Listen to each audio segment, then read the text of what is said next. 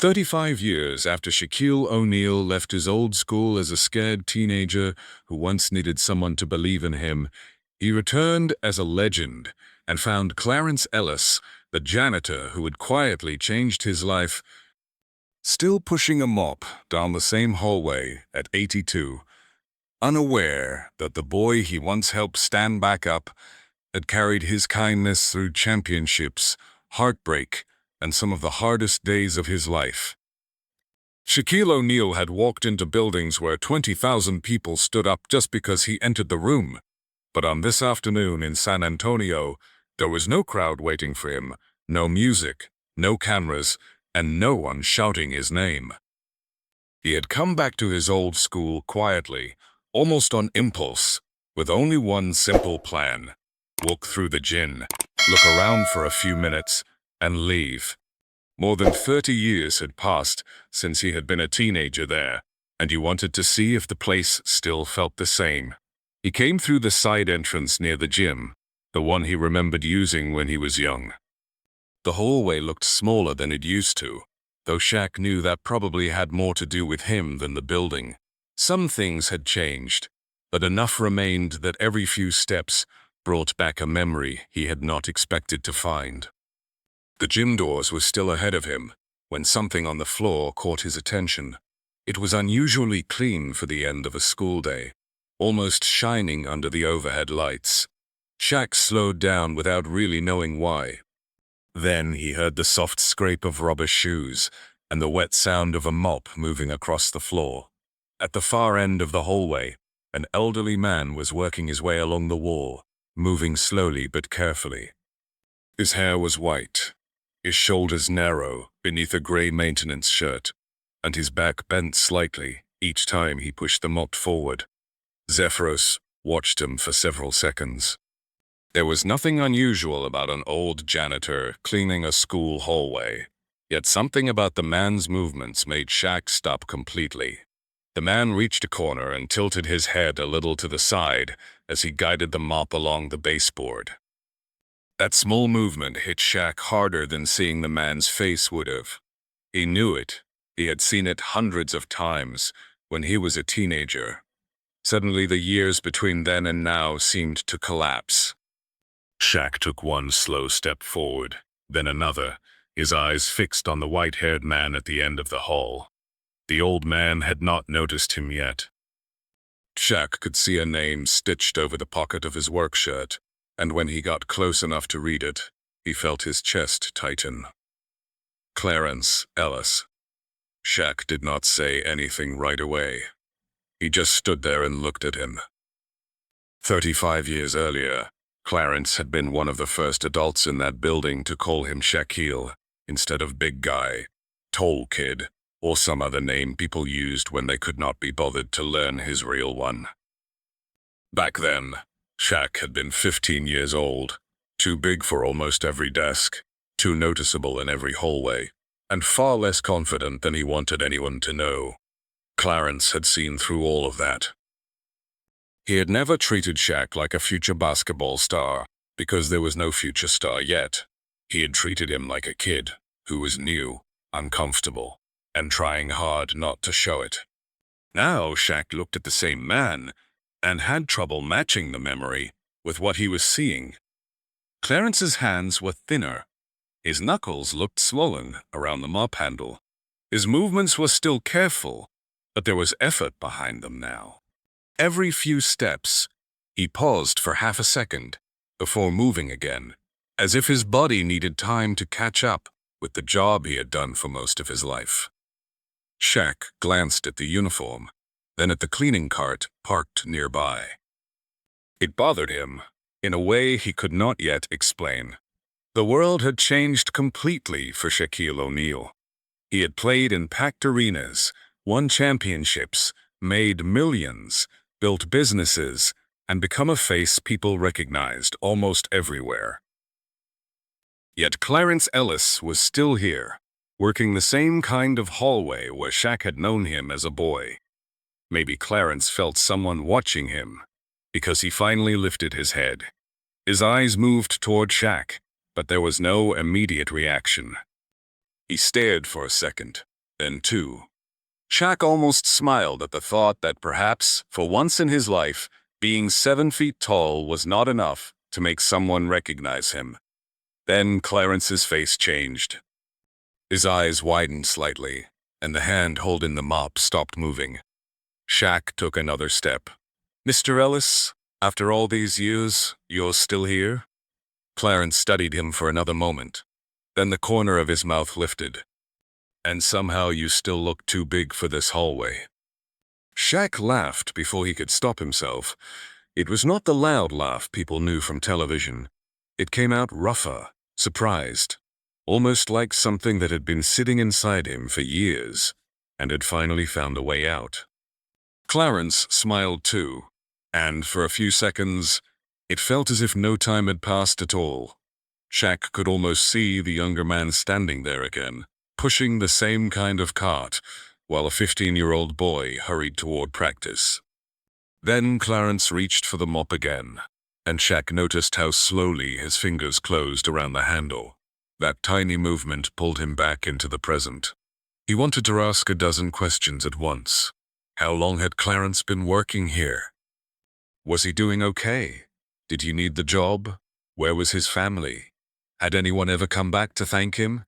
Shaq's hand went toward his pocket, almost by instinct.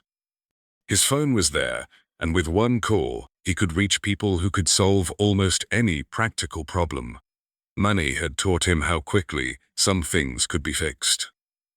But he also knew how quickly help could make a proud person feel small when it was offered the wrong way. So he left the phone where it was. Clarence turned back toward the unfinished section of hallway. "Still got a little more to do," he said. Zephyros looked at the cart beside him. A second mop was leaning against it. For several seconds, he stared at that mop, then at Clarence's tired hands. He remembered another version of himself, standing in this same building, young and unsure, while Clarence had quietly given him something he did not understand the value of until years later. Shaq had spent most of his adult life being the person people watched. For the first time that afternoon, he realized he did not want Clarence watching him do something impressive. He wanted to stand beside him. Shaq reached for the second mop. Shaq picked up the second mop like it was the most natural thing in the world. Clarence looked at him once, then at the mop, but he did not argue. There was no joke about fame, no speech about championships, and no moment where Shaq tried to explain what he was doing.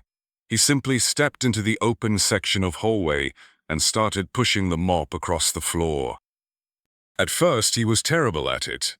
He used too much water, missed the edges, and nearly backed into the cleaning cart when he turned around.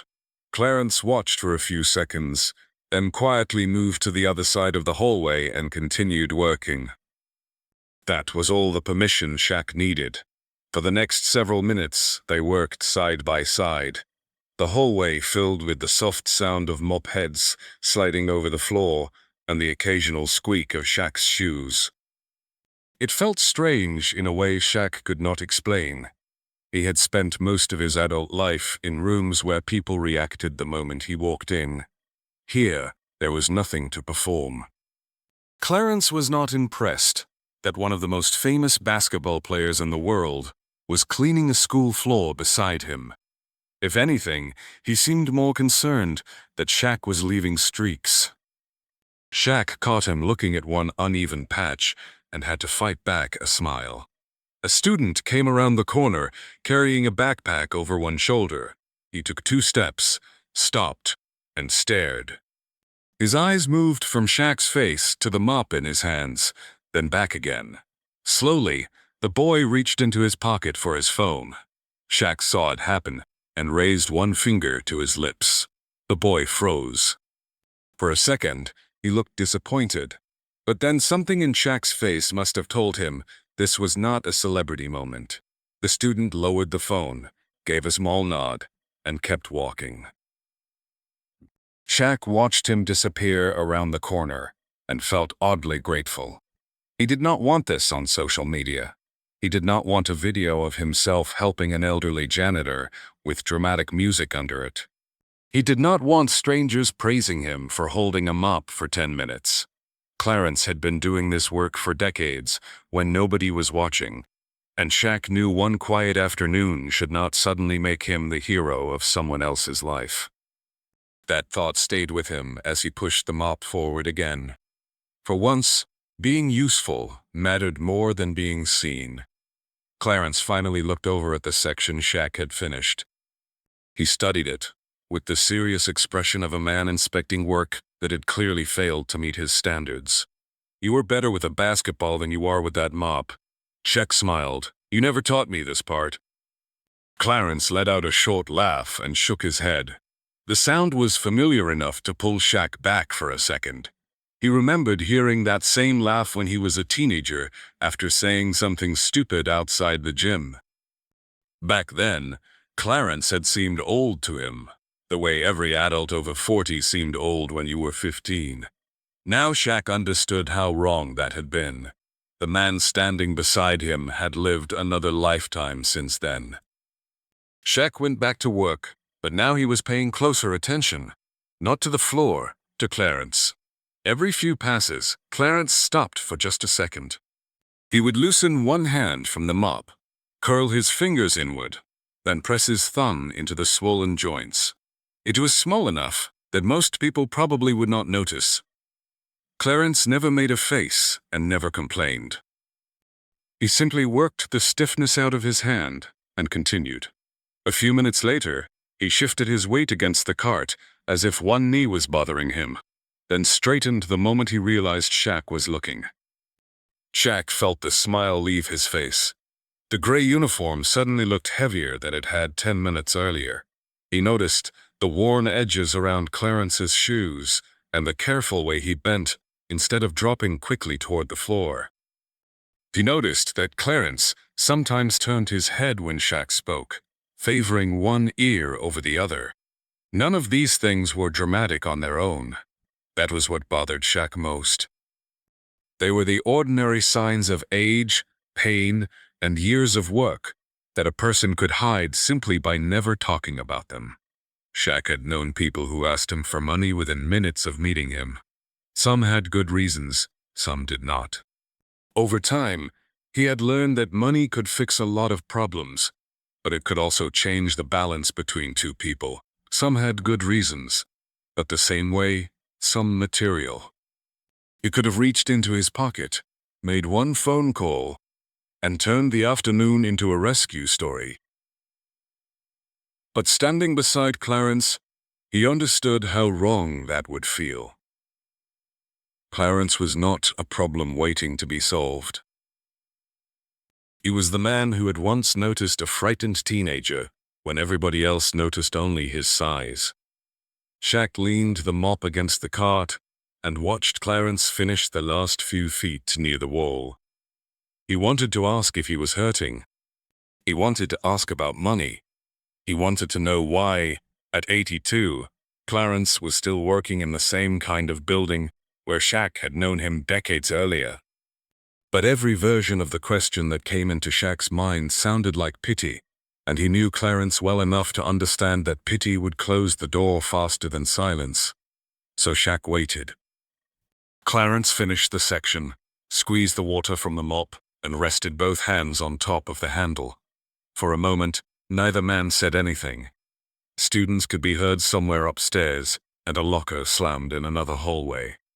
Clarence looked tired, but peaceful in a way Shaq had not expected. That made the question even harder. Shaq finally spoke. Shaq glanced at the old man's hands, then at the hallway they had just cleaned together. "If you woke up tomorrow, and money wasn't something you had to think about anymore, would you still come here?" Clarence did not answer. For the first time since Shaq had seen him at the end of the hallway, the old man stopped moving completely. Then he slowly looked toward the bench outside the gym. Clarence did not answer Shaq's question in the hallway. Instead, he looked toward the old green bench outside the gym and slowly walked over to it. Shaq followed without saying anything. The bench looked smaller than he remembered, with chipped paint along the edges and one shallow dent in the wood near the left side. Shaq stared at that dent for a moment before sitting down. He remembered making it years ago after dropping onto the bench too hard following a bad practice. Back then, he had been 15, angry at himself, tired of being the biggest kid in every room, and trying not to show how badly he wanted to belong somewhere. Now he ran his fingers over that same mark and felt the strange weight of meeting a younger version of himself in a place he thought he had outgrown. Clarence sat beside him carefully, lowering himself one slow inch at a time. He placed both hands on his knees and looked straight ahead at the gym doors. Shaq noticed the swollen knuckles again, but he did not mention them. He had already asked the question once, and he knew repeating it would make it sound like pressure. So he waited. The school around them continued as if nothing important was happening. A locker slammed somewhere down the hall, a teacher called after a student, and she squeaked against the gym floor behind the closed doors. For a few seconds, Shaq could almost hear the building the way he had heard it as a teenager. Finally, Clarence spoke. "Ask me again." Shaq looked over at him. "If money wasn't something you had to worry about anymore," Shaq said, more carefully this time, "would you still come here?" Clarence did not answer right away. He looked down at his hands, then at the floor in front of them.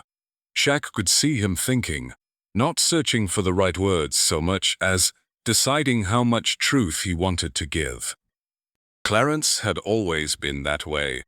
He never used 10 words when 3 would do, and he never said something just because silence made other people uncomfortable. After a while, he nodded toward the gym.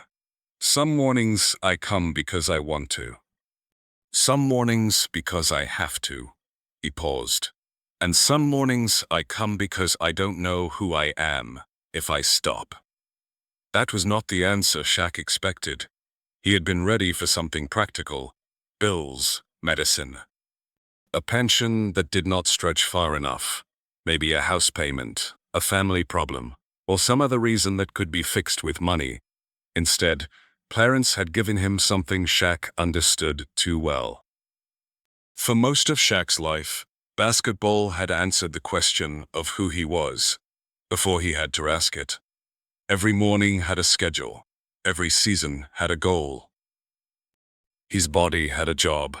His team needed him, and millions of people knew exactly what they expected when Shaquille O'Neal walked into an arena. Then, one day, the games stopped. Shaq remembered the first months after retirement more clearly than he liked to admit. People congratulated him on finally being free.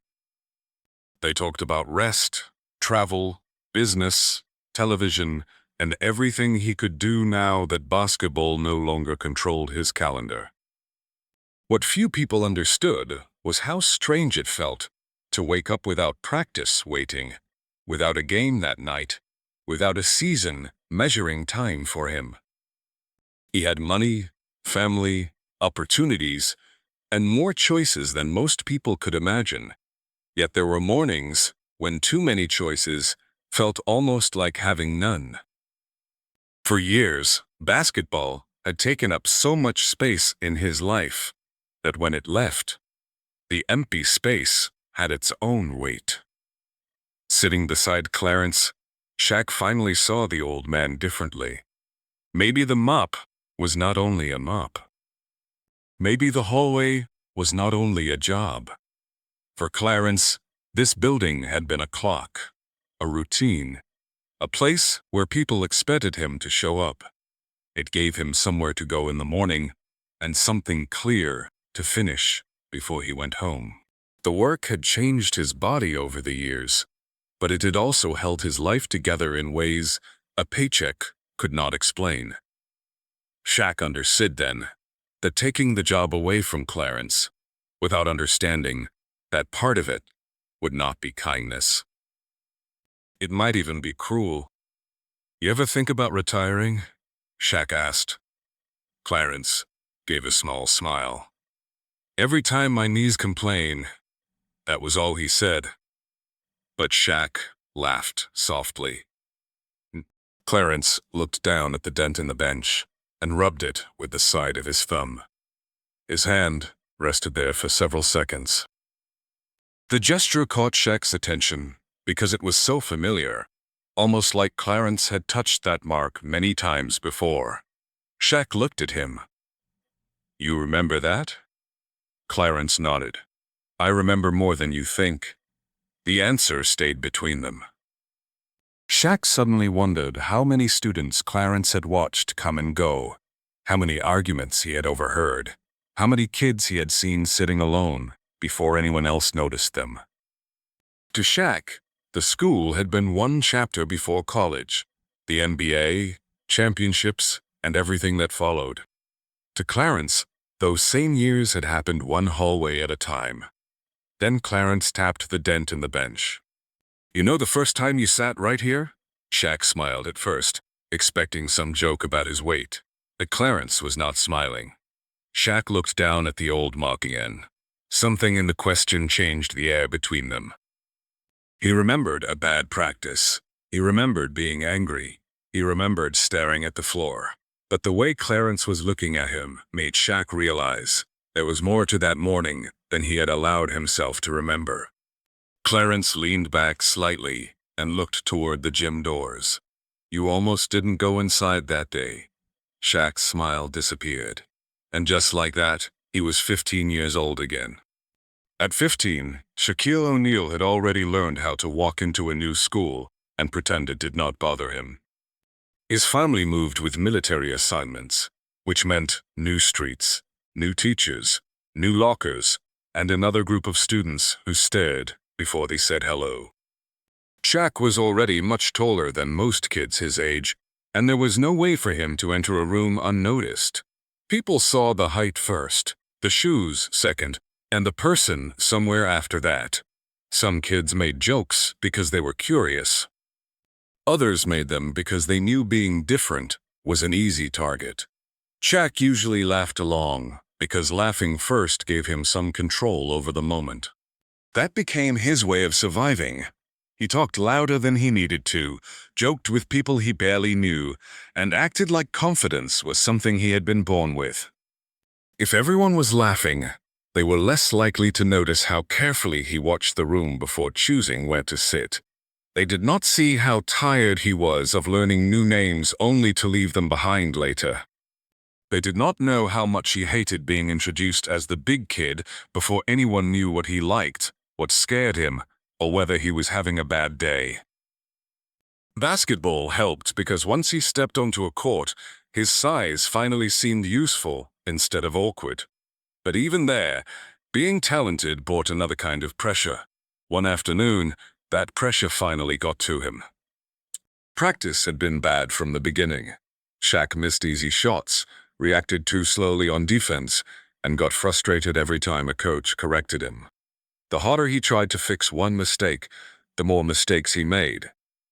A few teammates laughed after he lost the ball, and even though the joke was small, it landed on top of everything else he had been carrying. By the time practice ended, Shaq was angry at them, angry at himself, and tired of hearing that someone with his size should already be better. He went home that evening but could not let the day go.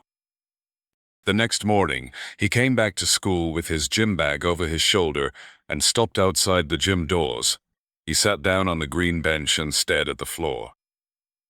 The gym was only a few feet away, but Shaq had no interest in walking through those doors. He told himself he was just sitting for a minute. Then 5 minutes passed. He could hear basketballs bouncing inside and shoes moving across the court. Every sound made him feel worse.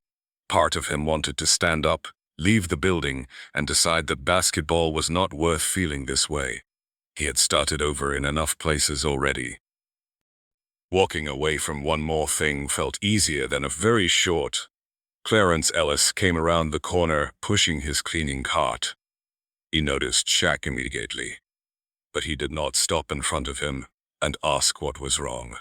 He did not tell him to cheer up, or remind him how lucky he was to be tall and talented.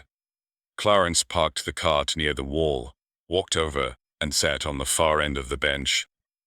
For a while, he said nothing. Shaq kept looking at the floor. Clarence looked straight ahead. That silence mattered more than Shaq understood at the time, because it did not make him feel like a problem someone had come to fix. After a minute, Clarence glanced at him. "Everybody else sees a boy who's already too big," he said. "I see a boy who still doesn't know how big his life could get." Shaq finally looked up. Clarence did not smile. He was not trying to make the line sound important. He simply said it, like something he believed. Then he stood. "Go inside. Don't let one bad day make a decision your whole life has to live with." That was it. No long speech. No story about overcoming hard times.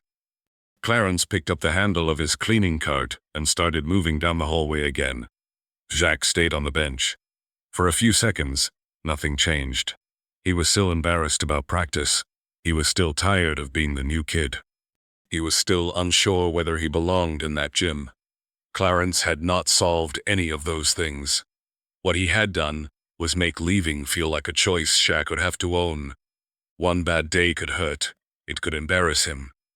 It could make him want to quit. But it did not get to decide what happened next, unless Shaq handed it that power. He looked at the gym doors, then he stood. The first few steps were slow. When he reached the doors, he almost stopped again, but this time he pushed through them. No one inside knew that anything important had happened in the hallway. Practice began. Shaq made mistakes again. He also made a few good plays. By the end of the day, the terrible practice from before had already started becoming what it really was. One bad day, not a final answer. Years later, Shaq would forget scores, names, and whole stretches of ordinary school life. But he never forgot that bench. He never forgot Clarence sitting beside him without forcing him to talk. And he never forgot the idea that a bad moment should not be allowed to make a Permpieski out of college. Back in the hallway, 35 years later, Shaq looked at Clarence and realized something the old man had never known. Those words had not stayed in that school. They had followed Shaq everywhere. Shaq stayed quiet after telling Clarence what happened on that bench. The memory had lived inside him for so long that saying it out loud felt strange. Clarence seemed ready to leave it in the past, as if those few words had only helped a scared 15-year-old through one bad morning. But Shaq was not finished. He looked at the old man beside him and realized Clarence had no idea how far that moment had traveled. The first time Shaq clearly remembered it was the night before the 1992 NBA draft. Everyone around him seemed certain about his future. Scouts had studied him, reporters had written about him, and people talked as if greatness were already guaranteed. Alone in his hotel room, Shaq felt none of that certainty. He lay awake staring at the ceiling, thinking about how public failure would feel after so many people had already decided he would succeed. He was only 20, but the next morning seemed big enough to divide his life into a before and an after. He sat on the edge of the bed and put both feet on the floor. Then, for no reason he could explain, he saw the old green bench in San Antonio. He remembered being 15 and wanting to stay outside the gym because walking in meant risking another bad day. Clarence's words came back with it. One bad day did not get to make a decision for the rest of his life. The fear did not disappear. Zephyros simply decided it could come with him. The next morning he walked into the draft and into the life everyone had been predicting. Clarence listened without interrupting, so Shaq gave him another memory. Years later, during one of the hardest games of his career, Shaq was exhausted and his team was falling behind.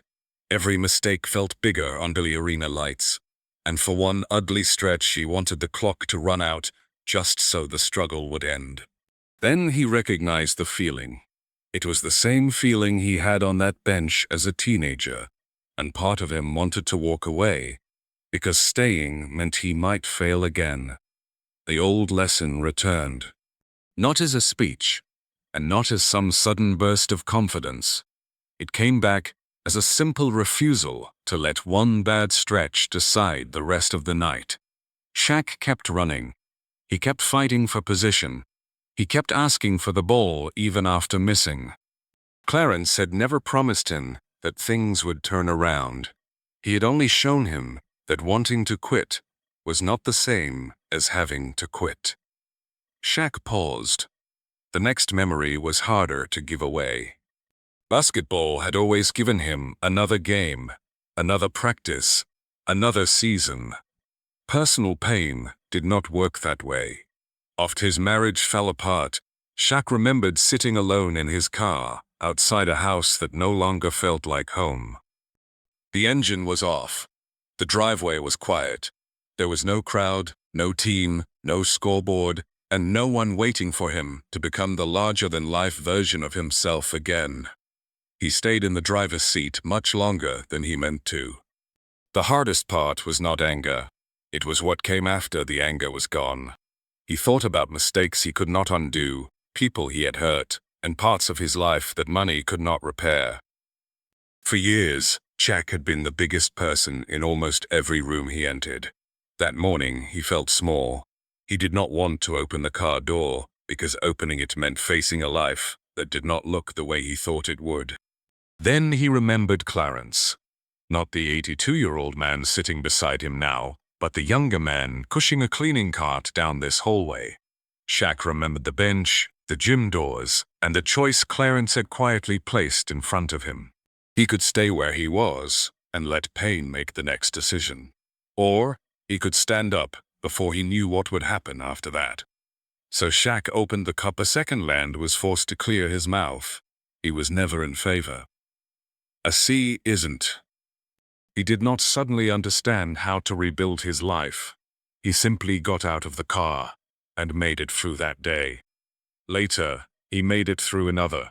Over time, Shaq learned that some victories are almost too small for anyone else to notice. Sometimes the victory is walking through a gym door. Sometimes it is getting out of a parked car when every part of you wants to stay inside. Shaq looked at Clarence. There were days you weren't there, Mr. Ellis, but your voice still was. Clarence turned toward the gym doors. His jaw tightened. One thumb moved slowly over the swollen knuckles of his other hand. He had spent most of the conversation sitting straight, steady, and in control, but now his eyes stayed fixed on the floor. I never knew you remembered. Shaq looked down at the dent in the bench. I never forgot. Clarence did not answer. His eyes moved slowly along the hallway, past the gym doors and toward the rows of lockers, where generations of students had come and gone.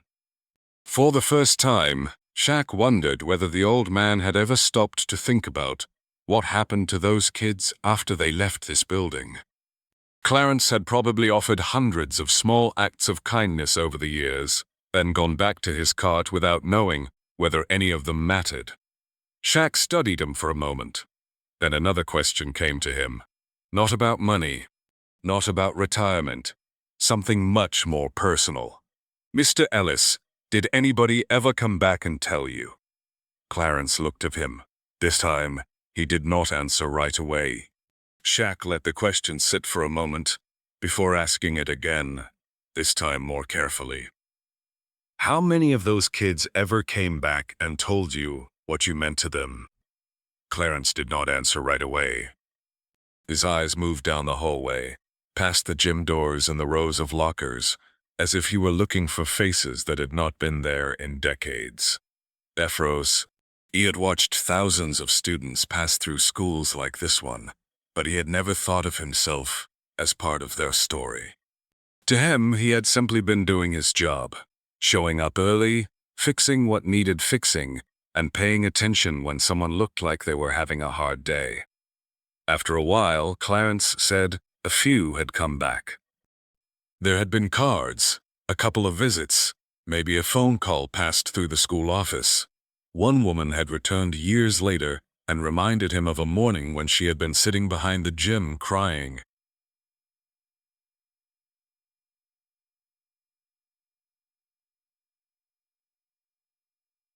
Clarence had found her there and sat nearby without asking her to explain anything. She told him that what she remembered most was not something he said, but the fact that he stayed until she was ready to stand. Clarence spoke about it like it was almost too small to mention, but Shaq heard something different. A moment that had lasted maybe 10 minutes for Clarence had stayed with that woman for years. Shaq began remembering other things he had barely noticed as a teenager. Clarence knew the names of students who were not stars, trouble friends, proud legs, and flax. What to mention? He sometimes opened the gym a little early when someone arrived before school and had nowhere else to go. If a backpack was left behind, he often knew who owned it before anyone asked. When a student looked upset, Clarence did not corner them with questions or make a scene in front of everyone else. He simply found a way to be nearby. At 15, Shaq had thought those were just small habits. Sitting beside Clarence now, he realized they had been choices. "Then, let me say something for the people who never came back," Shaq said. Clarence looked at him, but did not interrupt. "I used to think you were taking care of the building. Now I think you were taking care of us." Clarence lowered his eyes. His hands rested between his knees, fingers folded together, and for once he seemed unsure what to do with them. Compliments did not fit easily on a man who had spent most of his life doing work that disappeared as soon as it was finished. A clean floor got dirty again. A broken lock eventually broke again. Students graduated and moved on. Clarence had never expected any of it to come back to him. After a long pause, he gave a small shrug. Most of it was just paying attention. Kids tell you a lot without saying much. Shaq smiled faintly, because that sounded exactly like him. No grand lesson, no attempt to turn his life into something heroic. Just a simple explanation for decades of noticing people other adults sometimes missed. Shaq thought about how different their lives had been. His own career had been measured constantly. Points, rebounds, wins, championships, contracts, crowds. Clarence had lived in a world where the most important things had never been counted.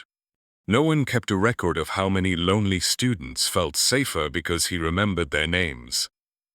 No one wrote down how many bad mornings became a little easier because he opened the door, waited nearby, or chose not to ask a question someone was not ready to answer. That realization hit Shaq harder than he expected. Clarence had never known what became of most of those moments. He had offered them and moved on. Somewhere out in the world, there were probably adults who still remembered something he said, a door he opened, or the way he sat beside them without making them feel weak. Some might not even remember his full name anymore, but they remembered how they felt around him. Shaq knew because he was one of them. Clarence finally pushed his hands against his knees and stood. His body resisted for a second before he straightened, and Shaq almost reached out to help. Clarence waved him off with a small motion and walked back toward the cleaning cart. He picked up the mop, checked the floor, and began adjusting the bucket, as if the conversation had already taken more attention than he was comfortable receiving. Shaq watched him and understood something new. Clarence had spent his life making space for other people's pain, but he had become very skilled at keeping his own pain out of sight. Shaq stood too, but he did not move toward the exit. There was still something he needed to understand. Clarence had explained why the school mattered to him and why the work gave his days structure, but that still did not fully explain why an 82-year-old man with aching hands kept coming back every morning. Zephyros had the feeling there was another reason, one Clarence had not planned to share. Before he could ask, Clarence looked toward the hallway leading to the parking lot and said quietly, "It gets a little too quiet at home sometimes." Then he turned back to the cart. Shaq did not answer. For the first time that afternoon, he understood that the hardest part of Clarence's day might not be the work. It might be going home.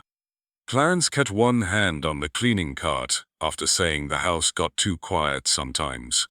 Shaq did not ask another question right away.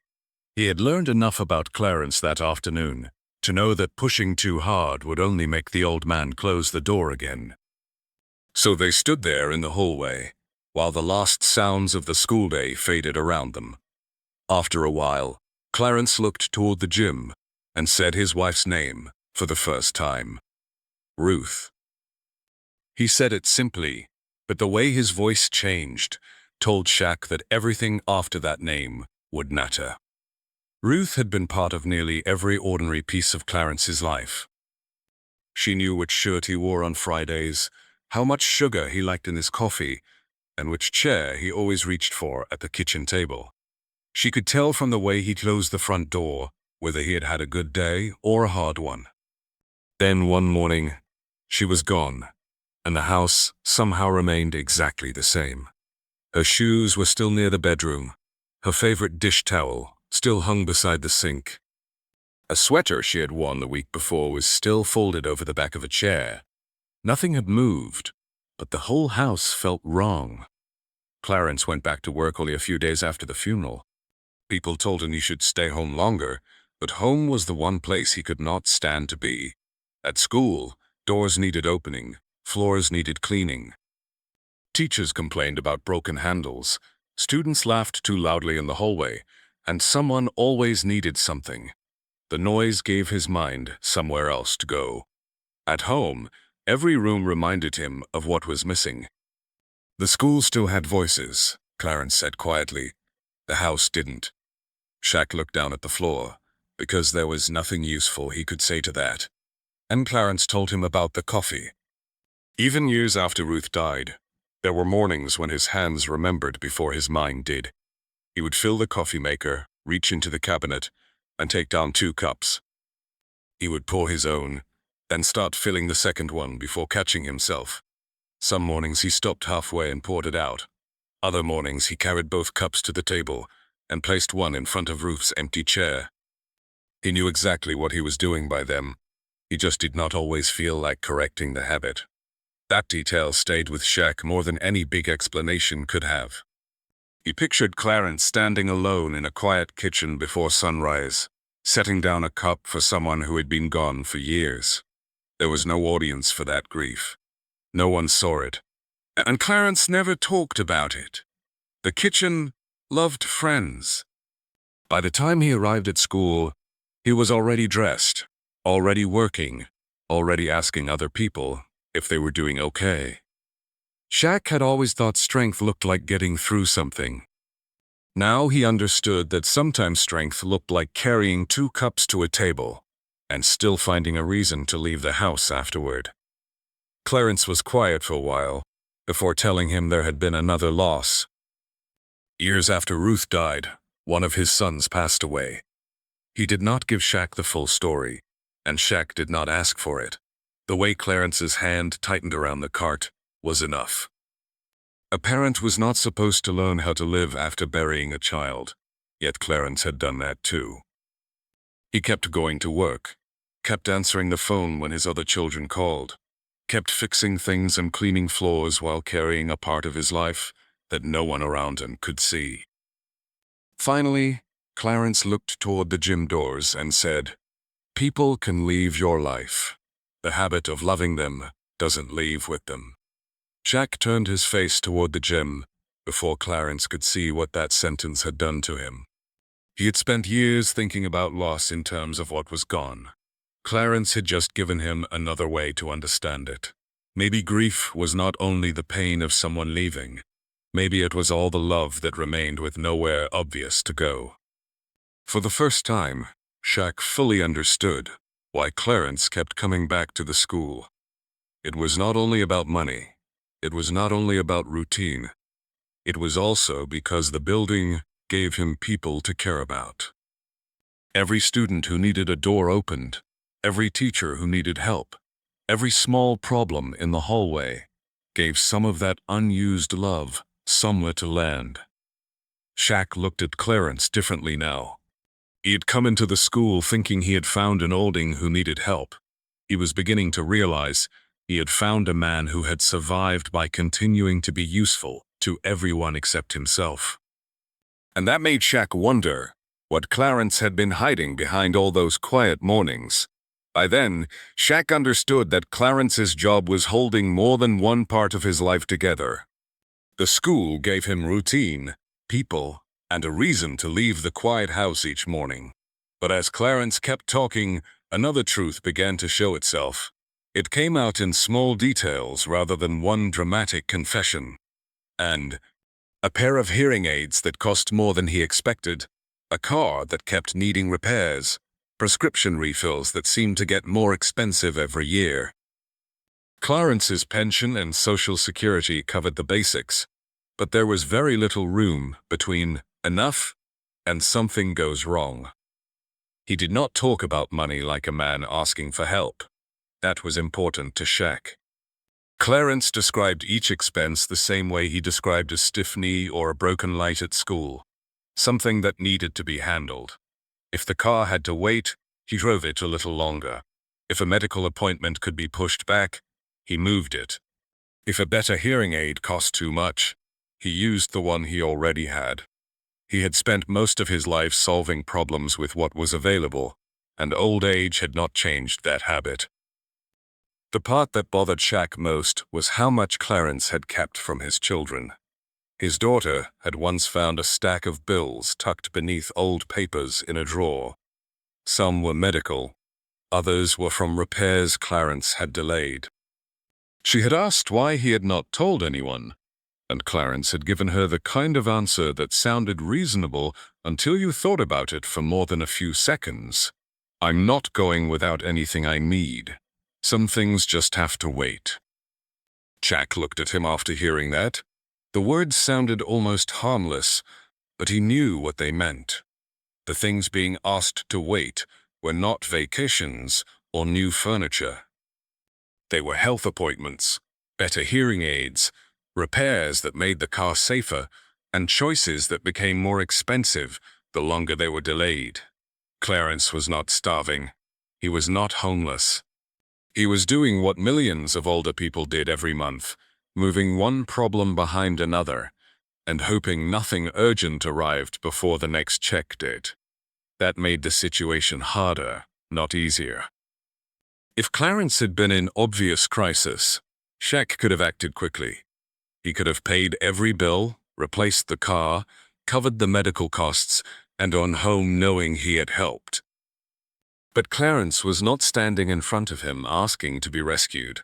He was still working, still paying what he could, still protecting his children from worry. If Shaq pulled out a checkbook now and put a large number in front of him, the money might solve the practical problem while creating a different one. Clarence would feel like the balance between them had changed. Shaq had seen that before. Money could make someone grateful, but it could also make them uncomfortable every time they looked at you afterward. A gift could become a debt, even when the person giving it never asked for repayment. Clarence had once helped Shaq when there was nothing to gain from it. No cameras, no future favor, no idea that the giant kid on the bench would become famous. Shaq did not want to turn that old kindness into a transaction 35 years later. He looked at Clarence's hands again. The swollen fingers, the careful movements, the way he favored one ear when Shaq spoke. Then he looked at the mop, the worn shoes, and the cart that Clarence had probably pushed down thousands of hallways over the years. A check would be easy. Shaq could write one before walking out of the building. Easy was not the same as right. What Clarence needed was not one big moment. He needed the pressure removed quietly. He needed to know that medicine did not have to wait until the car was fixed. He needed to be able to replace a hearing aid without calculating what else that month would have to be delayed. And most of all, he needed to keep the one thing that mattered to him, the ability to decide what his days looked like. Shaq reached into his pocket again. This time, he took out the phone. Clarence glanced over, but Shaq did not explain who he was calling. He stepped a few feet away, toward the end of the hallway, and waited for the person on the other end to answer. When they did, Shaq kept his voice low. "I need help setting something up." He looked back at Clarence. who had already returned his attention to the cleaning cart, as if none of this had anything to do with him. Shaq chose his next words carefully. "I don't want to just give him money. I want to give him back the right to choose." There was a pause on the other end. Shaq looked at the old man who had spent most of his life choosing everyone else first. Then he added one final instruction. "Do it in a way that never makes him feel like he owes me." And with that, the idea stopped being a gift. It became a plan. The call Shaq made from the hallway did not end with a check. That was the first rule. He wanted something quieter and more useful than one large gift. Something Clarence would not have to think about every time another bill arrived.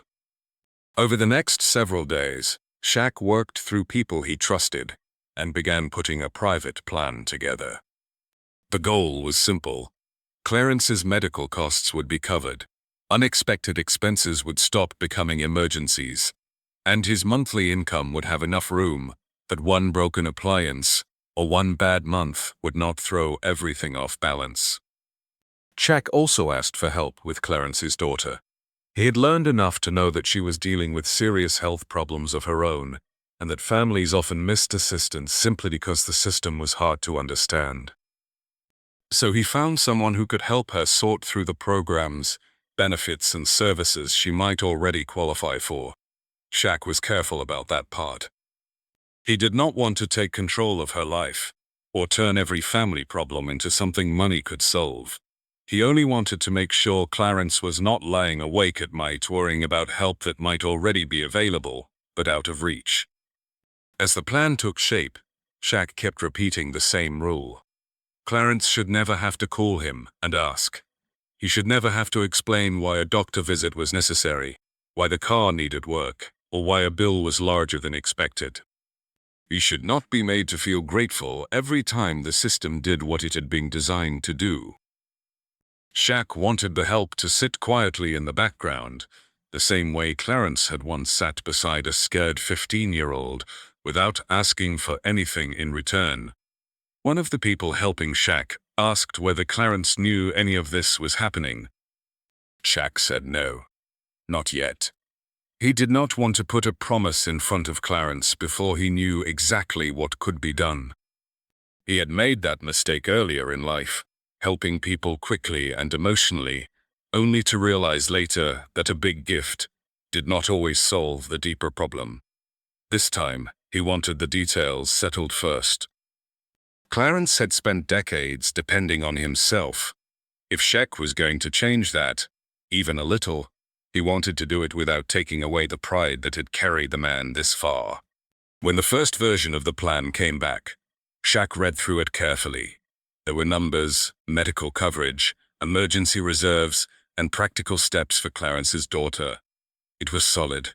It would help. On paper, it solved almost everything Shaq had been worried about since seeing those swollen hands around the mop handle. But something still felt incomplete. He thought again about the question Clarence had answered on the bench. Some mornings he came because he wanted to, some because he had to, and some because he did not know who he would be if he stopped. That answer mattered more to Shaq than any number in the plan. So when the person helping him asked what success was supposed to look like, Zeph did not talk about money. "I want him to wake up, knowing that if he goes to that school, it's because he chose to go, not because missing one paycheck would scare him." That was the whole point. Zeph did not want to retire Clarence by force. He did not want to buy him out of the life that had given him structure after losing Ruth and his son. He wanted to remove the fear underneath the work and leave the work itself in Clarence's hands. If Clarence wanted to keep showing up, he could. If one morning his knees hurt too much, he could stay home without wondering what Bill would suffer because of it. For the first time, Jack felt like the practical part was right. Still, he could not stop thinking about the old green bench. Money could cover a doctor visit. It could repair a car. It could make the end of the month less frightening. But it could not explain what Clarence had given him when Shaq was 15. It could not explain why a few quiet words had stayed alive through the draft, the pressure of his career, and some of the worst mornings of his personal life. A financial plan could tell Clarence he did not have to worry anymore. It could not tell him why he mattered. That night, Shaq sat alone with a blank sheet of paper in front of him. He had given interviews to millions of people and spoken in arenas full of fans. He had negotiated contracts, made speeches, and spent a lifetime learning how to fill a room with his voice. Now, he could not find the first sentence. He stared at the page for a long time. Then, instead of writing as Shaquille O'Neal the celebrity, he tried to remember what it felt like to be the 15-year-old boy sitting outside the gym. And finally, he began. Shaq thought the letter would be the easy part. The financial plan had taken phone calls, paperwork, and people who understood systems better than he did. But the letter was supposed to be simple. It was only one man trying to thank another. Yet late that night, Shaq sat alone at a table with a blank page in front of him and could not get the words to sound right. The first version came out polished, almost too polished, full of phrases about gratitude, success, and never forgetting where you came from. It sounded like something written for a charity event with cameras in the room. Shaq read it once, crumpled the page, and tossed it aside. Clarence had never spoken to him like an audience was listening, and Shaq refused to thank him that way. The second attempt was more personal, but it went wrong in another direction. Shaq wrote about the NBA draft, the pressure of becoming famous, the championships, the hard games, and the moments when Clarence's old words had helped him keep moving. Everything he wrote was true, but halfway down the page, he stopped. The letter had slowly become a story about Shaquille O'Neal, with Clarence reduced to one important person somewhere in the background. That was not what Shaq wanted.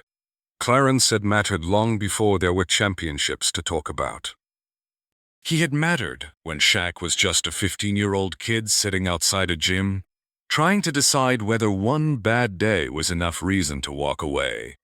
Shaq tore the second page in half and pushed the pieces aside. Then he sat there without writing for several minutes. He stopped thinking about what a successful man should say to someone who helped him years ago. Instead, he tried to remember exactly how that bench had felt beneath him, how heavy his gym bag had seemed on his shoulder, and how badly he had wanted the world to stop looking at his size long enough to notice there was a scared kid inside it. He remembered Clarence sitting down without asking what was wrong. No lecture, no big promise, no attempt to tell him he was destined for greatness. Just one adult treating him like he was worth noticing before he had done anything to earn it. That was the version of himself Shaq finally began writing from. He told Clarence that what stayed with him was not some prediction about basketball. It was the feeling of being seen at a time when he had become very good at hiding behind jokes and confidence. Clarence had learned his name, noticed when something was off, and sat beside him without forcing him to explain himself. Shaq wrote about how easy it was for adults to miss those moments because teenagers rarely knew how to ask for what they needed. Clarence had somehow understood anyway. He had given Shaq room to be embarrassed, frustrated, and uncertain without making him feel weak for any of it. Then Shaq reached the sentence he had been trying to find all night. People probably thought your job was keeping the floors clean. I think your real job was making sure kids who fell down still believed they could stand again. I was one of those kids. He read it twice and left it exactly as it was. For the first time, the letter sounded like Clarence instead of Shaq. He kept writing, but he stayed away from trophies and numbers. He told Clarence that one of the strangest things about becoming successful was how quickly time disappeared. Life filled itself with games, flights, business meetings, family problems, television sets, and promises to call people later. You told yourself there would always be another chance to go back.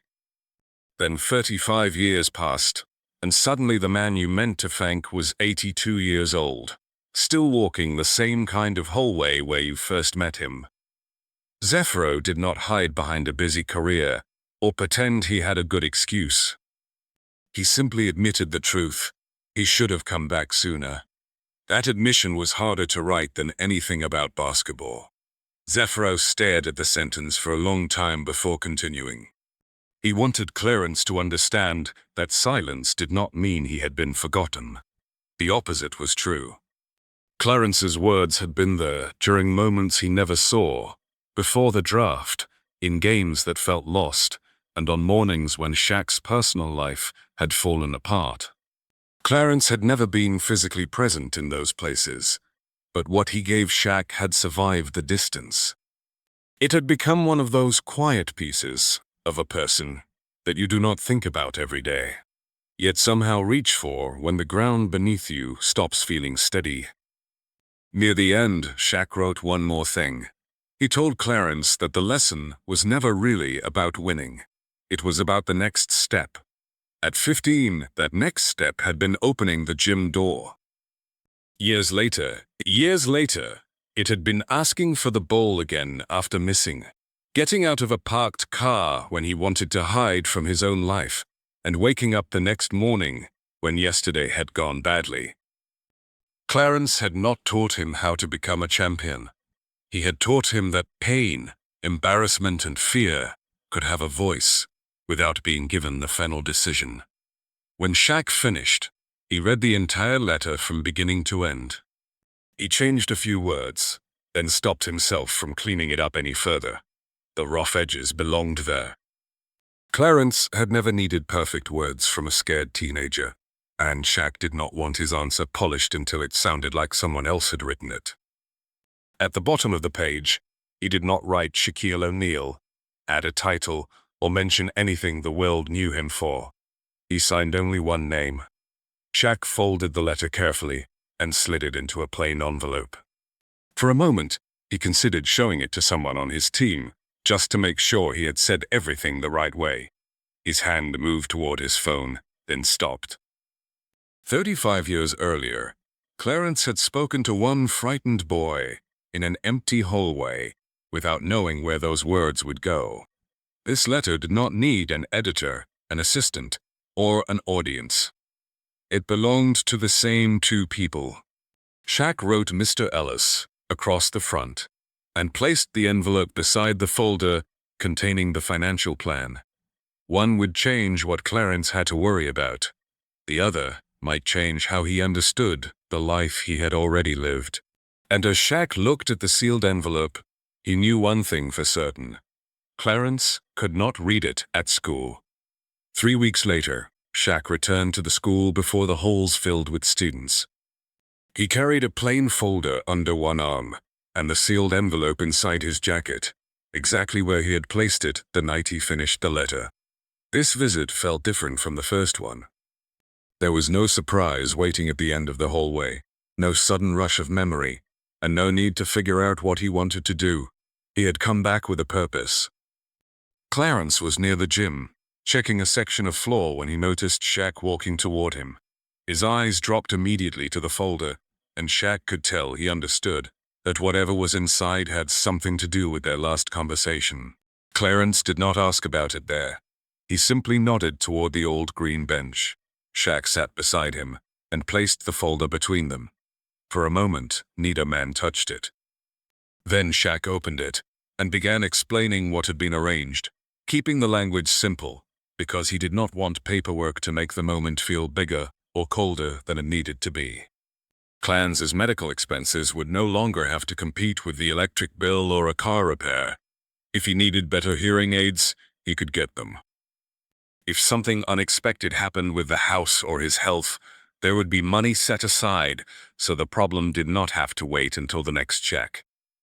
Shaq also explained that someone had started helping Clarence's daughter look into medical programs and support she might already qualify for. Most important, Clarence would not have to call Shaq every time he needed something or explain why the expense was necessary. Clarence listened with his hands resting on his knees. He never reached for the papers. Shaq expected him to ask how much money was involved, whether there were conditions attached, or why Shaq had gone to so much trouble. Instead, Clarence looked through the gym doors, where a custodian had left a cart near the wall, and stayed quiet long enough that Shaq wondered whether he had pushed too far. Then, Clarence asked the only question that seemed to matter to him. "If I accept this, can I still come here?" Shaq had spent 3 weeks thinking about medical bills, savings, paperwork, and everything that could make Clarence's life easier. That one question reminded him that none of those things were what Clarence feared losing most. The school was where he had gone after Ruth died, because the hallway still had voices. It was where he had gone after losing his son, because there were doors to unlock, students to greet, and work that asked something simple of him when the rest of life had become impossible to understand. For decades, people had needed Clarence here. Even now, when his hands hurt and his knees took longer to straighten, the building still gave his mornings a shape. Taking that away from him would not feel like freedom. It would feel like another loss. Shaq closed the folder. He turned toward Clarence and rested one hand on the old man's shoulder. "Mr. Ellis, I didn't come back to take the mop out of your hands. I want the next time you pick it up to be because you want it there, not because you're afraid of what happens if you miss a paycheck." Clarence lowered his eyes to the floor. For several seconds, he did not move. Shaq felt the shoulder beneath his hand rise slowly with one breath and fall with the next. Clarence had spent most of his life making do with whatever he had. When something broke, he fixed it. When money ran short, something waited. When grief followed him home, he came back to work the next morning. He had built a life around needing as little as possible from anyone else, and now Shaq was offering him something that was difficult for a man like that to accept. Not charity, but permission to stop carrying every problem alone. Clarence's eyes began to fill. He did not turn away or pretend there was dust in them. He just looked at the clean floor in front of him and let the moment happen. "That's a very different thing, Shaquille." Shaq nodded. "I know." A few students began passing through the hallway. One boy called out a morning greeting to Clarence without slowing down, and Clarence lifted his hand automatically. Another student asked if the gym would be open early that afternoon. Clarence answered without even thinking about it. Jacques watched those small exchanges and understood why the question had mattered so much. Clarence was not holding on to a mop. He was holding on to a place where his presence still had meaning.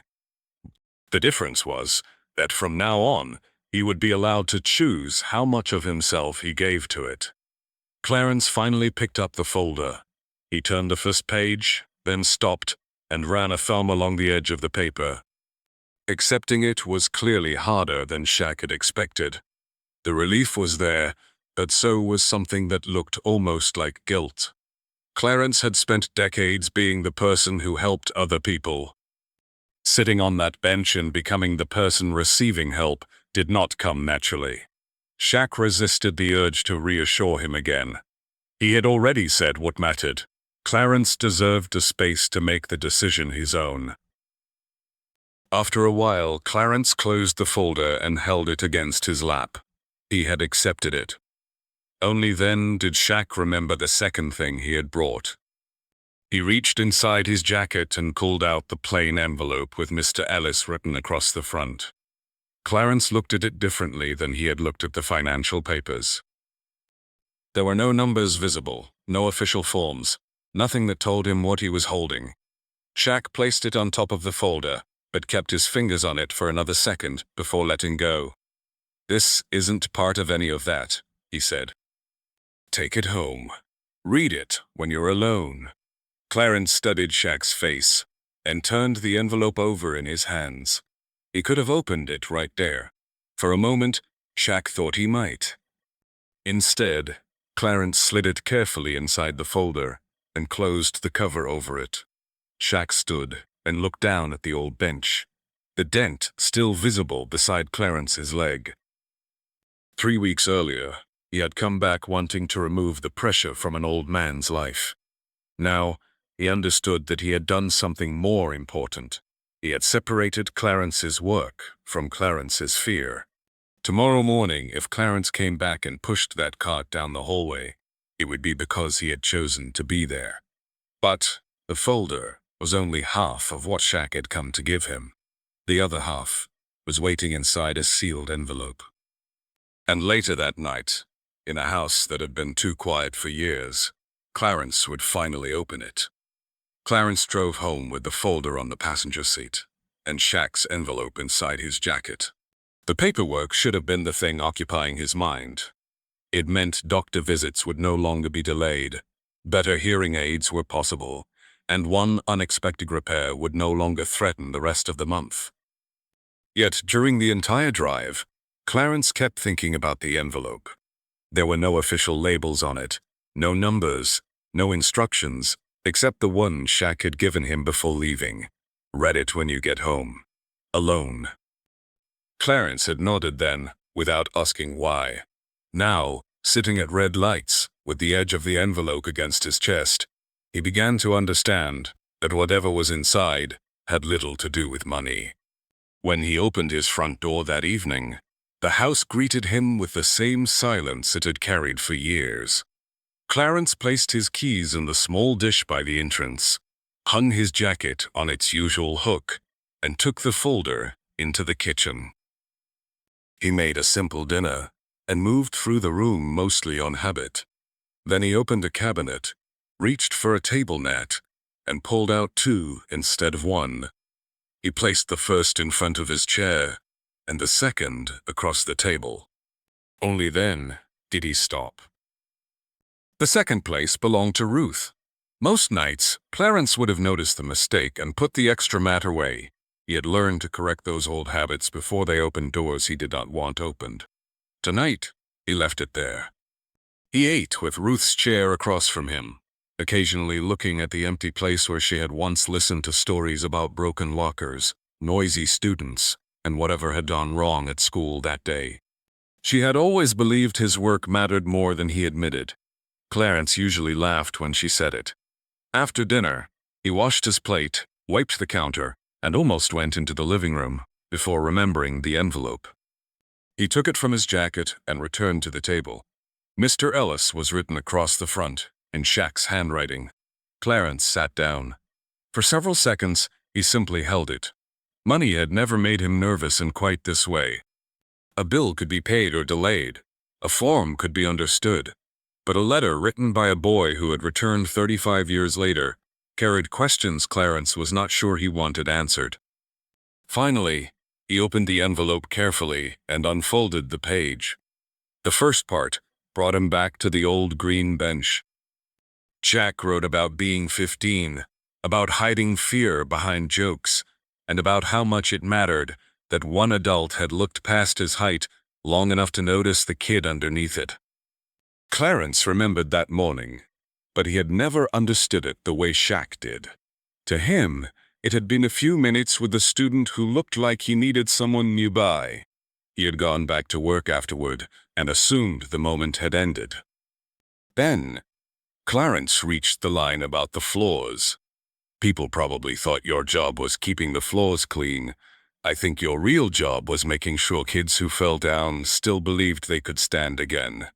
I was one of those kids. Clarence stopped. He took off his glasses and placed them beside his plate. Across the table, Ruth's chair was still empty. He could almost hear her telling him that she had been right all those years. She had always said he brought those students home with him, even when he never spoke their names. Clarence had insisted he was only doing what any decent person should do. A kid looked lost. You noticed. Someone needed an open door. You opened it. There was nothing special about that, but Shaq's letter kept proving otherwise. Clarence put his glasses back on and continued. He read about moments he had never known existed, times when a few words from an old school hallway had returned to Shaq years later. Clarence had watched the young man become famous from a distance. He had seen the championships, the interviews, the smiling face on television. He had assumed Shaq's whole life in San Antonio had become a small memory, buried beneath everything that came after. Instead, part of that frightened 15-year-old had carried Clarence with him. Clarence reached the bottom of the page. There was no title beneath it, no Hall of Famer, no celebrity signature, only one name: Shaquille. Clarence lowered the letter into his lap and stared at the chair across from him. The refrigerator hummed behind him. A clock ticked somewhere in the living room. They were the same ordinary sounds that had filled the house every night since Ruth died. But tonight, the silence felt different. His voice broke when he finally spoke. "Ruth, that boy came back." Clarence pressed his lips together, but his eyes were already filling. He looked down at the letter again and thought about all the students who had passed through his hallways. Most had never returned. He had no idea where they lived now or what their lives had become. For decades, he had assumed the small things he did disappeared as soon as the students walked away. Shaq had just shown him that some of them had not disappeared at all. Clarence covered his eyes with one hand. His shoulders shook, and this time he made no effort to stop them. He had cried in this house after losing Ruth. He had cried after burying his son. Those tears had come from having something precious taken away. These tears came from something being given back. He looked toward Ruth's empty chair and managed a small smile. "Maybe I did some good after all," he said. "Oh, I haven't seen my die with that space." For a long time, Clarence remained at the table with the letter in front of him. When he finally stood, he did not return it to the envelope. Instead, he placed it carefully on the second table mat, right in front of Ruth's chair. The next morning, Clarence would return to school because he wanted to. But soon, Shaq would learn that he was not the only former student who still remembered. The story was never supposed to spread far beyond the school, but it did. Someone saw Shaq return. Someone else heard that he had spent time with Clarence. A few details made their way online, and within days people began talking about the famous former student who had gone back to help the janitor from his childhood. At first, most of the attention was on Shaq. That was what everyone expected. Then, something changed. Former students began contacting the school, not to ask about Shaquille O'Neal, but to ask about Clarence Ellis. The first message came from a woman who had graduated decades earlier. Then another arrived. By the end of the week, the school office had started setting them aside because there were too many to hand Clarence one at a time. Some came through email and were printed out. Others arrived in envelopes with old school photos tucked inside. A few were only a paragraph long. Others filled several pages. What surprised the staff was how similar they felt, even when the stories were completely different. Almost nobody wrote about Clarence fixing something or cleaning a hallway. They wrote about the moments when he had noticed them. One woman remembered a morning when her parents were separating, and she came to school barely holding herself together. Before first period, she hid behind the gym and started crying. Clarence found her there. He did not ask what had happened or tell her she needed to get herself together before class. He simply sat nearby and stayed until she was ready to stand. She wrote that she had forgotten almost everything about that school year, but she had never forgotten the one adult who let her be upset without making her explain it. Another letter came from a man who admitted he had almost dropped out. His grades were bad, he was skipping class, and he had already decided no teacher really cared whether he disappeared. One afternoon, Clarence found him sitting near an exit with his backpack packed. He did not give him a speech about wasting his future. He walked with him to the counselor's office, waited outside, and made sure he went in.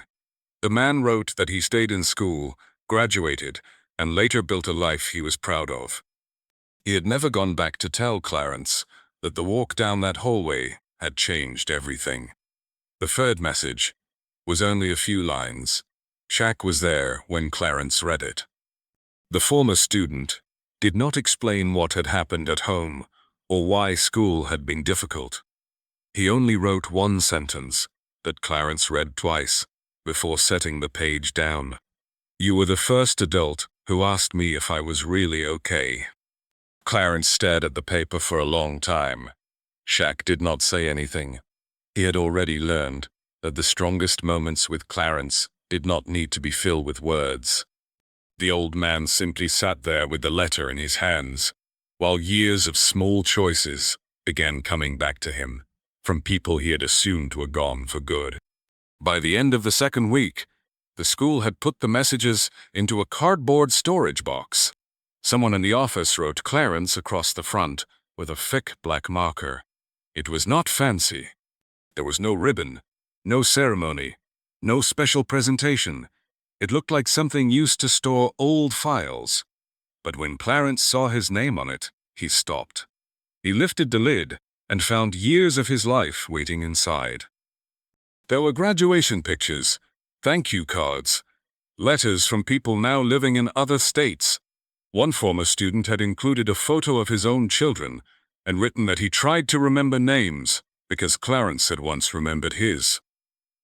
Another said she became a teacher, partly because one school employee had shown her that kids often needed kindness before they were ready to accept advice. Clarence read 3 letters, then a 4th. Halfway through the 5th, he stopped. His eyes had started to water, and he took off his glasses before anyone could pretend not to notice. He looked down into the box, where dozens more envelopes were waiting, and shook his head slowly. "Let me take these home," he said. "I think one a day is about all this old heart can handle." A few people nearby laughed softly, but no one treated it like a joke. Clarence closed the lid with both hands. Zeph watched him lift the box and understood why the moment felt bigger than anything he had arranged with money. The financial plan had changed Clarence's future. The letter Shaq wrote had changed the way Clarence understood one relationship. But this box was doing something neither of those things could do. It was giving him back pieces of his own life. For decades, Clarence had believed most of his work disappeared the moment it was finished. Floors got dirty again, students graduated, names faded, people moved away. Now the proof was sitting in his arms. The small things had gone somewhere. They had grown up, they had built families, and some of them had finally found their way back. Clarence carried the box toward the parking lot that afternoon, holding it against his chest more carefully than Shaq had ever seen him carry anything from the school. What neither of them knew was that one of those letters was about to reach Clarence its own family, and when his son read it, he would realize there were things about his father he had never understood. Marcus had always believed his father was the strongest person in the family. Clarence was the one who showed up when something broke, the one who knew how to make a little money stretch, the one who never sounded worried, even when everyone else was. Marcus called him every week and visited when work allowed, and Clarence always gave the same kind of answers. He was fine, the house was fine, the car was running, there was nothing to worry about. Marcus had heard those answers so many times that eventually he stopped questioning them.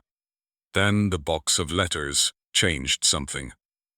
Clarence had mentioned the messages from former students during one of their calls, almost like they were a funny surprise. Marcus did not understand what they really meant until he came across one of the letters himself. It was from a man who had attended the school years earlier, someone Marcus had never met. The man wrote that Clarence had once found him sitting alone after school, with nowhere he wanted to go. Clarence had not tried to fix his family or ask him to explain what was happening at home. He had simply stayed nearby and made sure the boy was not alone until someone came for him. At the bottom of the page, the man wrote that he had spent most of his life remembering that afternoon whenever he saw a kid who looked like they needed someone to stay. Marcus read the letter twice. Then he started asking questions. That was how he learned about the bills his father had delayed, the hearing aids he had settled for, the repairs he had pushed into another month, and the way Clarence had kept working, partly because he needed the money.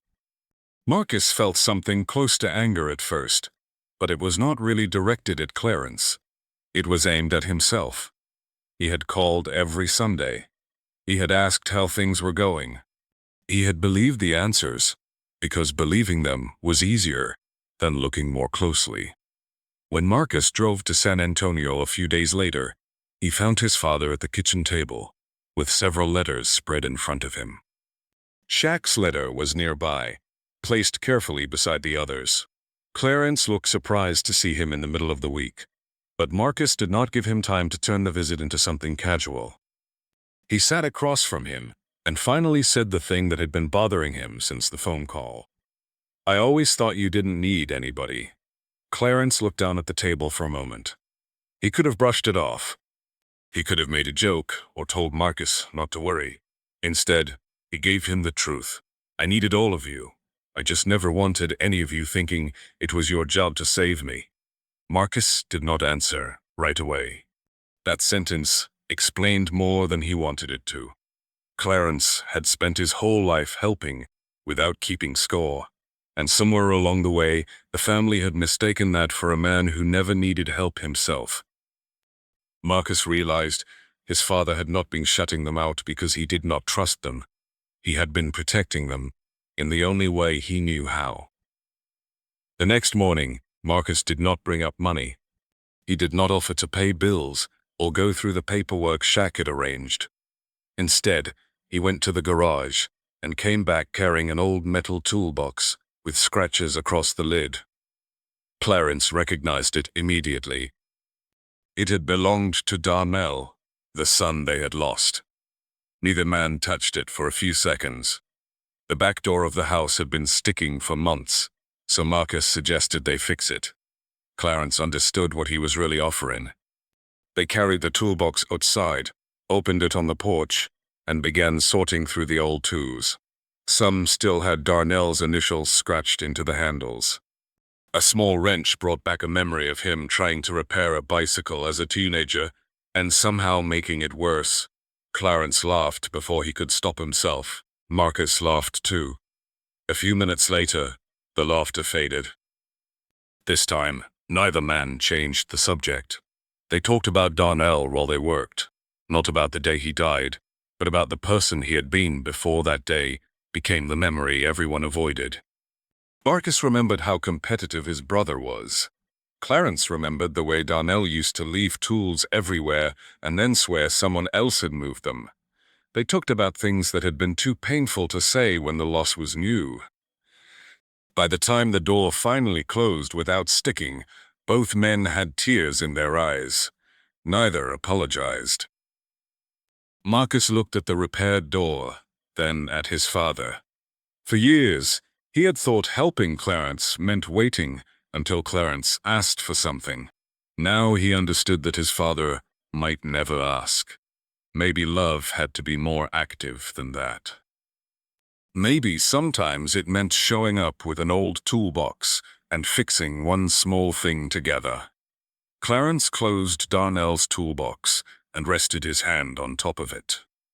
For the first time in years, talking about his son had not left the house feeling emptier. It had made him feel present again. And while Marcus was finally learning how to stand beside his father, Shaq was preparing one last surprise. Something Clarence knew nothing about. Shaq should have felt finished. Clarence no longer had to choose between medicine and a car repair. The fear underneath every paycheck had been eased. The letter had told him what he meant to one frightened 15-year-old, and the box from former students had shown him that Shaq was not the only one who remembered. Even Marcus had started looking at his father differently, not as the man who never needed help, but as someone who had spent a lifetime making sure everyone else needed less. By any reasonable measure, Shaq had already done enough. But every time he pictured Clarence pushing his cart through those hallways, one thought kept returning. The school itself still looked exactly the same. Students walked past Clarence every day without knowing how many lives had crossed his path before theirs. New teachers knew him as the older maintenance man who always arrived early. Kids saw the gray uniform, the mop, the keys at his belt. They did not see the frightened students he had sat beside, the doors he had opened before sunrise, or the thousands of small moments that had followed people into adulthood. Zephyro realized that Clarence's story could not end with private gratitude. One day, Clarence would stop working, and if nothing changed, the building would keep going as if a man had not spent most of his life quietly holding part of it together. So Shaq made another call. This one was not about money. He spoke with the school and explained exactly what he wanted, but he made one thing clear from the beginning. There would be no giant Shaquille O'Neal event, no press wall, no stage built around a celebrity returning home. He did not want Clarence standing beside him while cameras treated the old man like the lucky person Shaq had chosen to help. If the school agreed to do anything, Clarence had to be the center of it. "I've had enough people clap for me," Shaq told them. "If we do this, they clap for him." The plan stayed small on purpose. The school quietly contacted a few former students and teachers. Marcus and Patricia were told when to arrive, but not every detail. Shaq asked that nothing be posted online before the gathering, and that no one turn the hallway into a production. Most important, Clarence could not know what was being prepared. For a man who had spent his life avoiding attention, even a small ceremony might be enough to make him refuse to come. The final piece was placed on the wall near the gym. Then it was covered with a plain cloth. A few days later, Clarence was told the school wanted him to attend a small staff gathering after classes. He did not like the sound of it.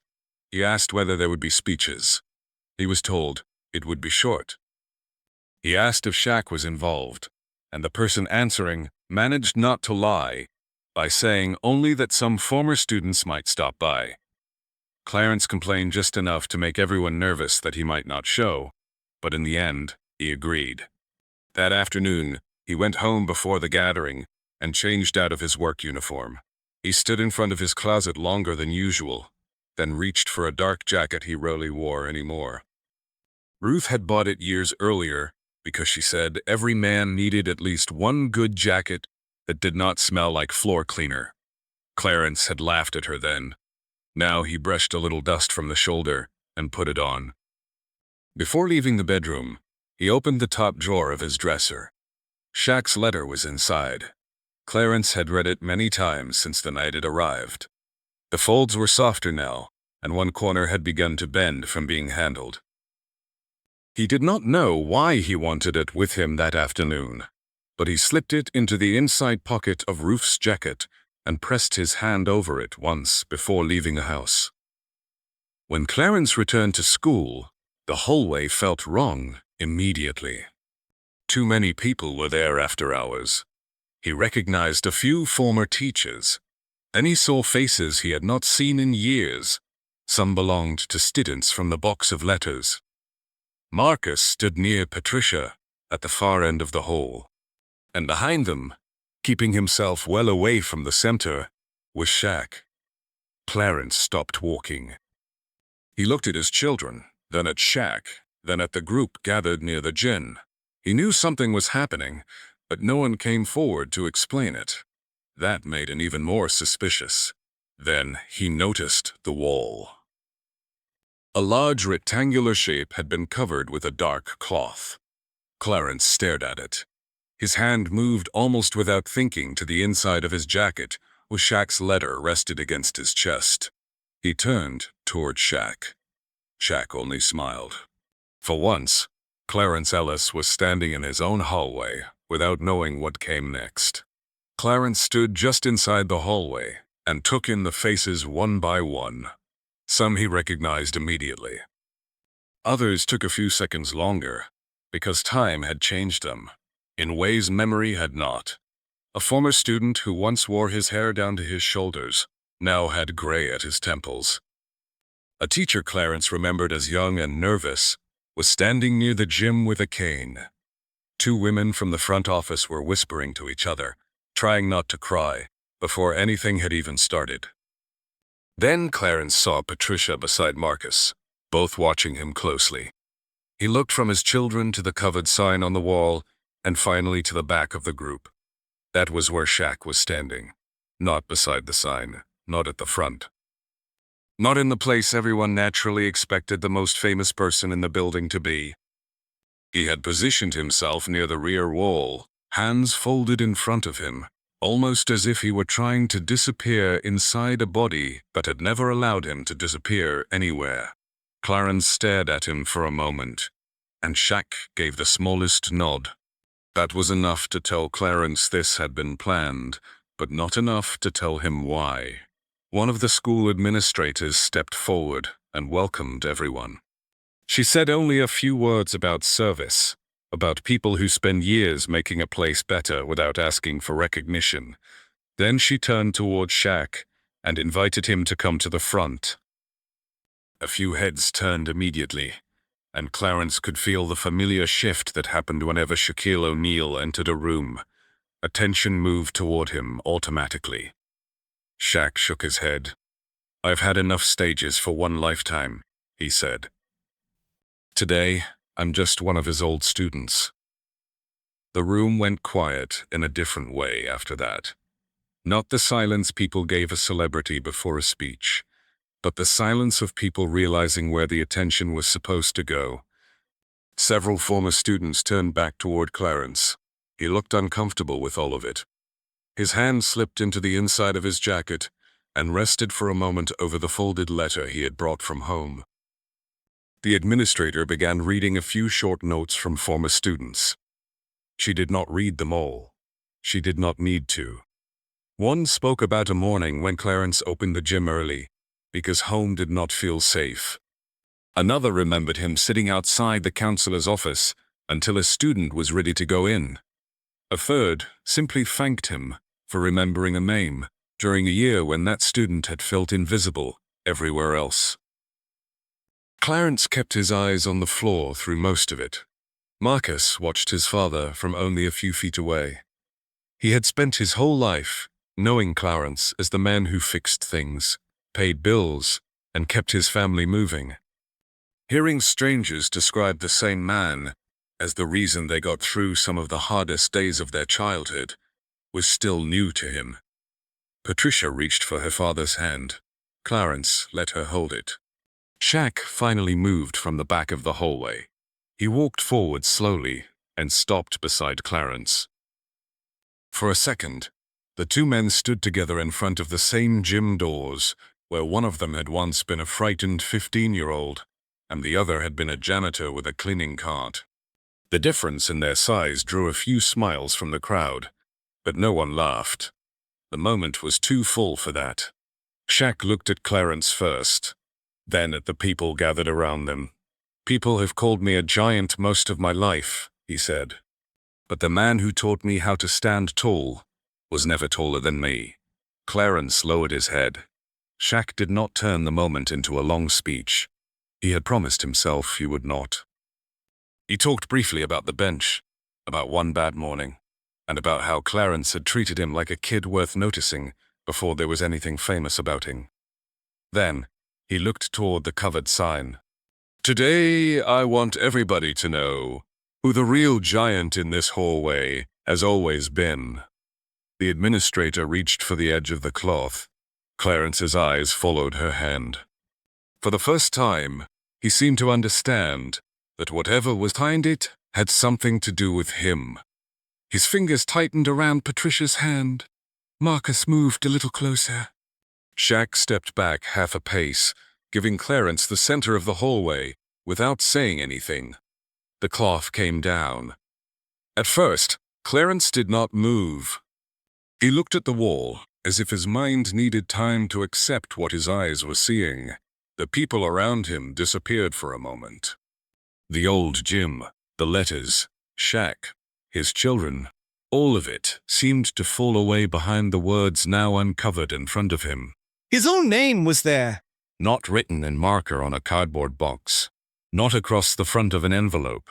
Permanent. Placed on the school wall where generations of students would walk past it. Clarence took one step closer, then another. Shaq stayed behind him. This time, the whole hallway was watching Clarence Ellis. For several seconds, Clarence simply stood in front of the wall. He had seen his name written thousands of times in ordinary places, on paychecks, work schedules, maintenance forms, and the patch stitched over the pocket of his uniform. But this was different. The letters were raised, permanent, and large enough that no one could pass through the hallway without seeing them. Beneath his name was a short message honoring his decades of service to the school and the generations of students he had looked after along the way. There was no mention of Shaq's championships, no NBA logo, no attempt to make the moment about a famous former student. The wall told a much simpler story. Clarence Ellis had spent most of his life caring for this place, and the school wanted that life remembered. Clarence read the plaque once, then again. His lips moved slightly the second time, as if he needed to hear the words inside his own head before he could believe them. Patricia still held one of his hands. Marcus stood close on the other side, watching his father with an expression Clarence could not see. Around them, former students and teachers stayed quiet. No one rushed forward. No one started clapping too soon. Shaq remained a few steps behind, giving Clarence time to stand inside the moment without anyone telling him what he was supposed to feel. Then Clarence lifted his free hand. His fingertips touched the raised letters of his name. He moved slowly across them, one letter at a time, the same careful way he used to check the edge of a repaired door or run his hand across a floor after finishing a difficult section. It was almost as if he were testing whether the plaque was real. When his fingers reached the last letter, his hands stayed there. Shaq watched from behind him and felt his throat tighten. Clarence had spent decades leaving almost no permanent mark on the work he did. Every clean floor became dirty again. Every repaired lock eventually wore out. Students graduated, teachers retired, and whole classes passed through the building without ever knowing the names of the people who opened it before sunrise. Clarence had accepted that kind of life. He had never asked for anything to remain after he left. Now, something would. Clarence slowly lowered his hand and touched the inside of his jacket. Zephyros knew what was there. The letter. The one Clarence had read at the kitchen table across from Ruth's empty chair. Zephyr not known he would bring it with him, but seeing that small movement told him exactly why he had. Patricia noticed too. She leaned closer to her father, and Clarence finally looked away from the plaque. His eyes moved first to Marcus, then to Patricia. There were tears in them now, but he was no longer trying to hide them. For most of his life, Clarence had been the steady one in the family, the person other people leaned on. Standing between his children in that hallway, he finally allowed his own weight to rest somewhere else. His voice was barely above a whisper. "I wish your mother could see this." Patricia's face changed immediately. She wrapped both arms around him and rested her head against his shoulder. Marcus moved closer and placed one hand on his father's back. For a moment, the three of them stood together beneath the plaque, while the rest of the hallway disappeared around them. Then Patricia said, the only thing Clarence could not defend himself against. "Dad, I think Mum saw who you were, long before any of us did." Clarence closed his eyes. That was the moment he broke. Not when the cloth came down. Not when he saw his name. Not when the old students returned and thanked him. It was hearing Ruth placed back inside the moment that finally took away whatever strength he had been using to hold himself together. His chin dropped toward his chest, and one hand tightened around Patricia's arm. Marcus looked away for a second, wiping his own face before turning back. Shaq did not move. He thought about the second coffee cup Clarence sometimes placed on the table by mistake. He thought about the letter resting in the old man's pocket. He thought about all the mornings Clarence had returned to this school, because the halls still had voices when his house did not. And now, standing beneath his own name, Clarence was surrounded by proof that those mornings had meant something. A former student near the back began clapping, slowly. Then someone else joined. The applause spread through the hallway, but it did not explode into cheers. It stayed steady and warm, more like people saying thank you than celebrating a performance. Clarence opened his eyes and looked around. For once, there was nowhere for him to disappear. Every face was turned toward him. He looked uncomfortable at first, then something softened. Clarence lifted one hand. The applause slowly faded. He did not give a speech. He simply looked at the students, teachers, his children, and finally, Shaq. There were probably 100 things he could have said, but Clarence had never been a man who needed 100 words when a few would do. Thank you for remembering me. That was enough. Shaq lowered his head for a moment. Clarence turned back to the plaque and touched his name one more time. Tomorrow, students would walk through this hallway carrying backpacks, talking too loudly, worrying about tests, breakups, family problems, and all the things young people believed were the whole world. Many of them would never know every story behind the name on the wall. They did not need to. They only needed to know the name was there. Clarence Ellis, a man who had spent most of his life making sure other people were not overlooked. Now, the building itself would make sure he was not either. As the gathering began to break apart, Jack noticed Clarence looking toward the cleaning cart parked near the end of the hallway. The old man stared at it for a few seconds. Then, he started walking toward it. By the time the last former student left, the hallway had gone quiet again. The folding chairs were being carried away. The covered sign was now fully visible on the wall, and the small crowd that had filled the space was breaking back into ordinary life. Marcus helped Patricia with her coat. A few teachers stopped one last time to shake Clarence's hand. Shaq stood near the side entrance, watching everything settle. The ceremony was over, but Clarence had not moved toward the door. Instead, his eyes drifted down the hallway toward the cleaning cart waiting near the wall. Marcus noticed first. He took a step toward his father, ready to say something, but Shaq quietly shook his head. Marcus stopped. For a second, the two men looked at each other and understood the same thing without needing to speak. Clarence did not need to be protected from the work. That was the lesson they had both finally learned. The difference now was that the work no longer owned him. Clarence reached the cart and rested one hand on the mop handle. One. Clarence. He stood there for a moment, not in a hurry, looking at the section of floor where people had been standing only minutes earlier. There were scuff marks from shoes and a few small streaks where chairs had been dragged across the tile. On any other day, he would have seen a job that needed finishing. Today, he saw the same thing, but everything around it had changed. The bills at home would not decide whether he came in tomorrow. A doctor's appointment would not have to be pushed back because missing a shift felt too expensive. If his knees hurt too badly one morning, he could stay in bed and know the lights would still come on, the bills would still be paid, and no one he loved would have to rescue him. For decades, Clarence had told himself he was choosing this life because he was proud of the work. That had been true, but not always completely true. Now it was. He lifted the knot from the cart.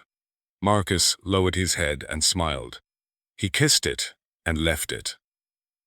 Go to bed, go to bed. Shaq stayed where he was. The first time he had seen Clarence in that hallway, he had reached for a second mop because he needed to stand beside the man who had once stood beside him. This time, he did not move toward the cart.